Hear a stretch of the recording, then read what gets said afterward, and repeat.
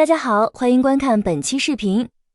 最近瑞银发布的亿万富翁报告投下了一枚震撼弹，新加坡富豪的总财富在短短1年内飙升了近70%，这个增速简直是领跑全亚洲。而且在接下来的15年里，亚太地区将迎来一场前所未有的财富大交班，涉及金额竟然高达7640亿美元。大家可能都会好奇，这泼天的富贵到底会流向哪里？是老牌的金融中心香港，还是势头正劲的狮城新加坡？这不仅仅是两个城市的竞争，更是新旧财富逻辑的一场大碰撞。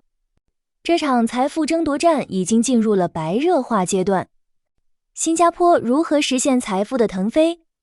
香港又是否会凭借一张王牌逆袭？接下来我们一起揭晓。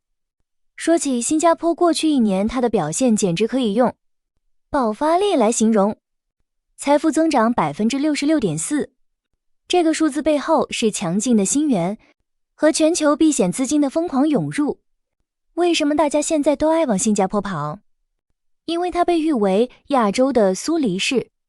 在动荡的全球局势下，新加坡那种稳如泰山的政治环境，加上极度友好的家族办公室政策，让它成了全球财富的保险箱。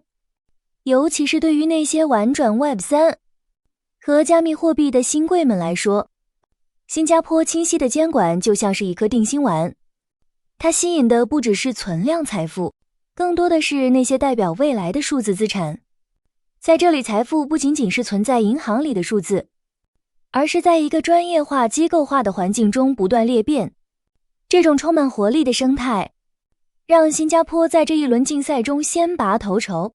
虽然新加坡增速惊人，但你要说香港被反超了，那还言之过早。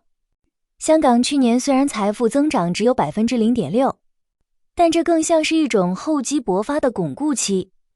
香港真正的底气是它背后那个谁也无法取代的中国内地大市场。对于想要进入内地或者从内地出海的企业来说，香港依然是无可争议的最强门户。你看像蜜雪冰城这些巨头 IPO 首选还是香港，这就证明了香港资本市场的深度和融资功能依然是天花板级别的。香港富豪家族通常和实业结合得更紧，他们对企业的掌控力极强，这种实打实的实业根基是金融外向型的新加坡短期内难以逾越的鸿沟。香港就像一个经验丰富的老牌拳手，虽然脚步慢了一点，但拳头的力度依然惊人。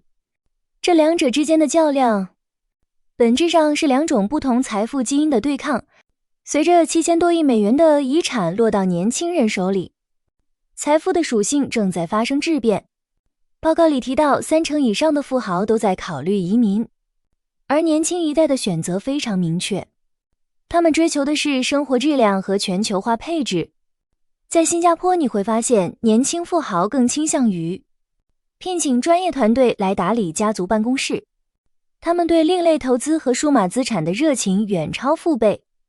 而在香港，年轻一代则在努力寻找中概股反弹和内地资金南下的新机会，这就形成了一个有趣的局面。新加坡吸引的是追求全球化流动的新贵，而香港留住的是深耕大中华区红利的精英。这种资产配置的差异决定了两地未来的发展路径。如果你是一个手里握着几个亿的90后，你是会选择在新加坡布局全球科技，还是在香港等待内地市场的下一次爆发？这场富豪争夺战没有绝对的输赢，新加坡和香港更像是一枚硬币的两面。新加坡胜在爆发力和安全性，它是全球资金的避风港，而香港强在深度和连接性，它是中国财富通往世界的桥梁。未来的亚太财富版图很可能是这种双中心并行的态势。对于我们普通人来说，这种竞争其实是件好事，因为它会倒逼两地提供更优质的金融服务和更公平的营商环境。看到这里，如果你突然继承了一笔巨额财富，你会选择把钱放在新加坡还是香港？你觉得哪个城市的未来更具想象力？欢迎在评论区留下你的看法。如果你喜欢这条视频，请为我们点赞、转发、分享给你的家人和朋友。订阅我们的频道，打开小铃铛，感谢观看。我们下期视频再见。